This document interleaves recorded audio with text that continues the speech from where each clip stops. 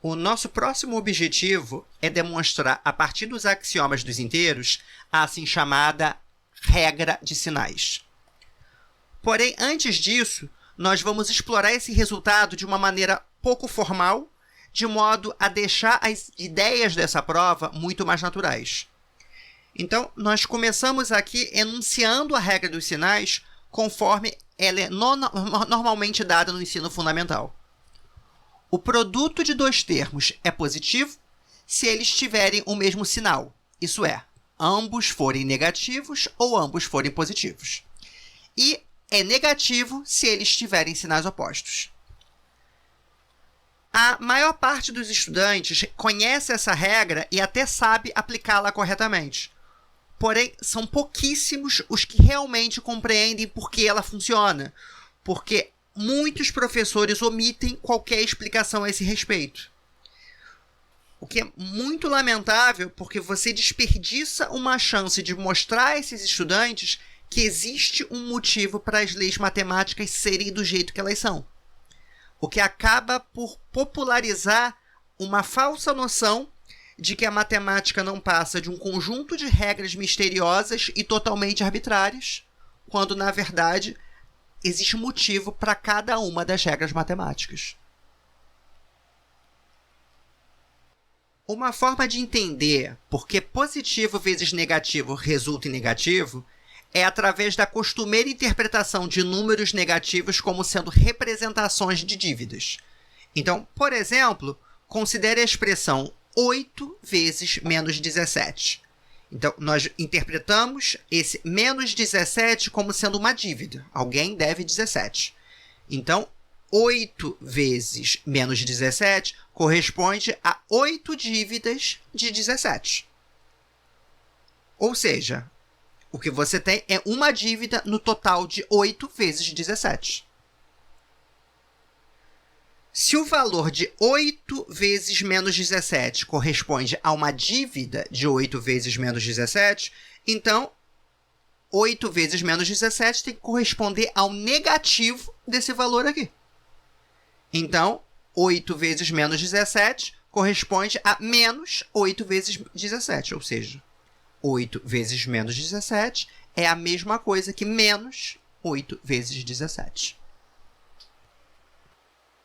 Ou seja, nós concluímos que o produto de um positivo por um negativo vai resultar no negativo, que é como nós queríamos.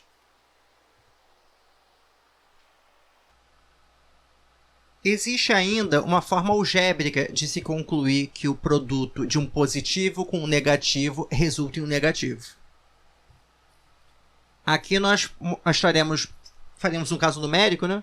Nós mostraremos que o produto de um negativo com um positivo é negativo, porque não faz diferença se o positivo estiver na frente ou atrás, por conta da comutatividade do produto. Então, qual vai ser a estratégia? Eu vou chamar de x a expressão menos 4 vezes 5. Então, x é igual a menos 4 vezes 5. A esta equação aqui, eu vou adicionar dos dois lados uma expressão de tal modo que eu consiga colocar um termo em evidência aqui e o outro termo se anule. Então, nesse caso, eu vou pegar essa expressão, eu vou somar 4 vezes 5 dos dois lados da equação, ó. E, ao fazer isso, o que vai acontecer? O 5 eu vou poder colocar em evidência. E o outro termo vai ser menos 4 mais 4, que vai dar 0. Então, essa expressão aqui vai dar 0. Então, vamos recapitular. Eu defini x como sendo menos 4 vezes 5. Adicionei dos dois lados da equação 4 vezes 5. E, ao fazer isso, esse lado aqui eu não mexi, mas nesse daqui eu botei o 5 em evidência e obtive, então, aqui menos 4 mais 4. E esse menos 4 mais 4 resulta no 0. Então, essa expressão aqui vai se tornar 0, porque é 0 vezes 5. Então, eu vou concluir que x mais 4 vezes 5 é igual a 0. Bom, se a soma desse número com esse número resulta em 0, significa que um é o inverso aditivo do outro. Ou seja, x tem que ser o inverso aditivo desse número daqui. O que significa que x é menos 4 vezes 5. Então, daqui nós percebemos que o x tem que resultar num número negativo.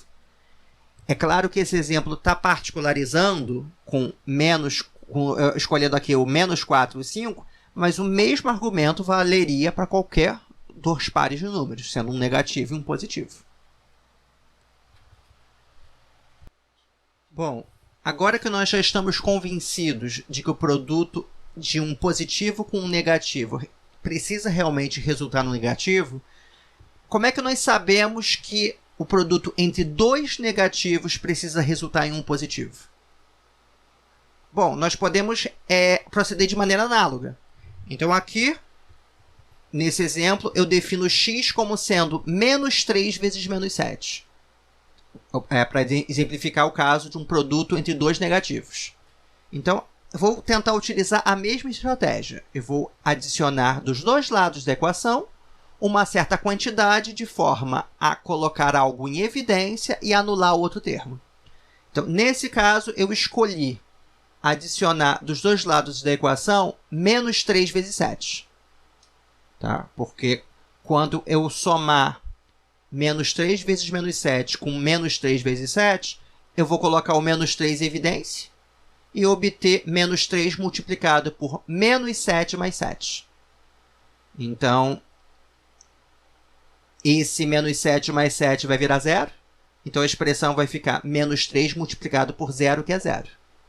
Então, quando eu somar menos 3 vezes 7 a esse lado da equação, ele vai virar zero. Então, recapitulando.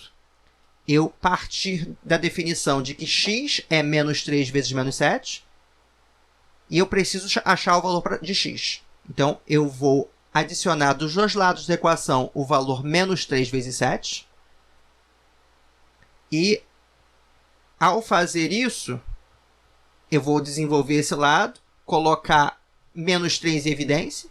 Vou obter menos 3 multiplicado por menos 7 mais 7. Esse menos 7 mais 7 vai resultar em zero.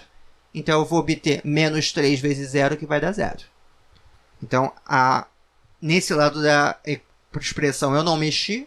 Então, eu obtive que x mais menos 3 vezes 7 é igual a zero.